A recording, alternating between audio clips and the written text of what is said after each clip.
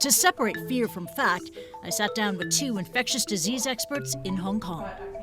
The coronavirus is man-made. If you look at the virus itself, if you look at the phylogenetic tree, we find that basically the virus pops very nicely in between the Bats coronaviruses and the SARS coronaviruses. So we believe that this is actually a natural evolution of this novel coronaviruses. So it didn't come from a lab in China. This wasn't bioengineered. Unlikely. Since the outbreak began, there has been a wave of misinformation prompting this open letter by scientists in The Lancet. Conspiracy theories do nothing but create fear, rumors, and prejudice that jeopardize our global collaboration in the fight against this virus. My pet can give me the virus because we know that a pet here in Hong Kong has tested positive for the new coronavirus. The pet has even been placed in quarantine. It's very unlikely and more likely the dog has been environmentally contaminated. Even though if it's contaminated, you won't get a very high viral load. And it's very unlikely that you can actually be transmitted from the pets to you. It's very unlikely.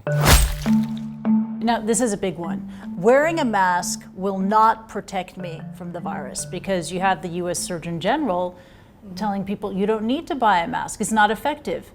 Is it?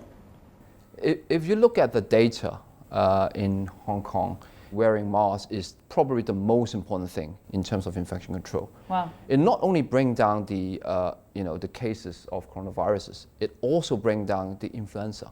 In fact, this is now the influenza season, and we hardly see any influenza cases. And that is because the masks actually protect not only against the coronaviruses, but also against the influenza viruses as well.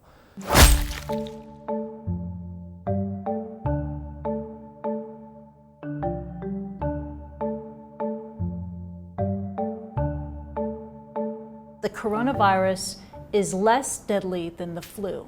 How did they compare? If you look at the 1,000 cases being reported by Professor Zhong Nanshan in the New England Journal of Medicine, basically the mortality rate is around 1.4%, or probably even going to go lower is the denominator getting bigger.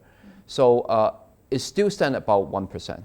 For influenza, it's 0.1% or even lower, depending on what seasons you are. So it's still 10 times more deadly compared to influenza.